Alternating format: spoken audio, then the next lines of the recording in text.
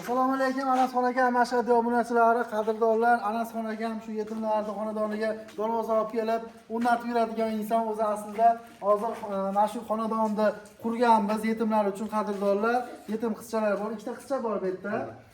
Bittasi o'g'lingiz necha yosh? O'g'lim kichkinalari 6 yosh. Xuddi 6 yosh bitta qizcha bor. Mana shu yerda juda shirin qizcha. Shu qizchaning ko'z yoshlarini ko'rib kelib, mana shu uyni boshlagandik. 40 kun bo'pti aka, ro'porosa. 40 kun, ha. Bu yerda eski uy bor edi, eski uyni buzib tashlab obunachilar.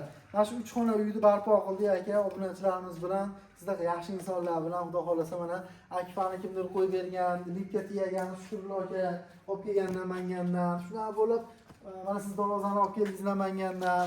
Bag'doddan u kelgan, Gilom kelgan, Ag'dam mebel, Amerikadan pul kelgan, ashna bo'lib bitkizib yubordik obunachilar ehsonga. Bitta mehmonxona qurganmiz, mana obunachilarga ko'rsating. Neta, o'sha maqsadimiz qizlarni xursand qilish-ku. Qizlar uchun chiroyli Ispaniya qilganmiz, hozir chiroyli yetarli pul lekin sizlarga uchun ko'rsatib olamiz. Keldi. Ha, ko'rsatib qo'yaylik. Obunachilarga qiziqdi. Mana ikki dona qizcha bor bu yerda, yetim qizchalar. Ash qizchalar uchun chiroyli qilib mana xonadon, xona qilganmizda endi. Shular bor, qo'li chiroyli qilib, ichida hammomlari bilan qilib, bag'da mana obunachilar oshxonasi, choy ichsa bo'ladigan hamma sharoitlari bilan xudo xolasa.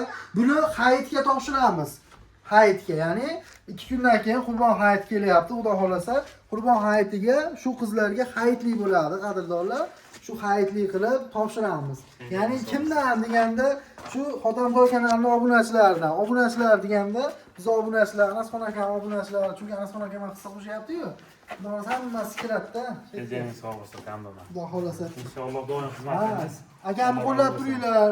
Kam bo'lmas. Zo'r darvozalar yasashadi. Hurmat qilamiz. Namanganda nomer 1 darvozachilardan.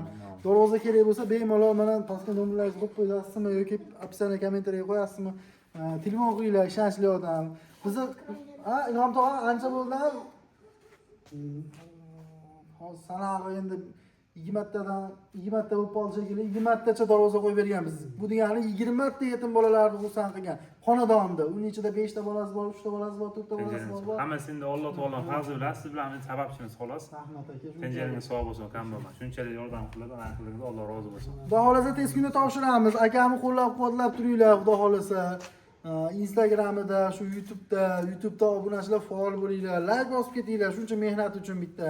Ha obunachilar. Qo'llab turinglar, rahmat hammalarga.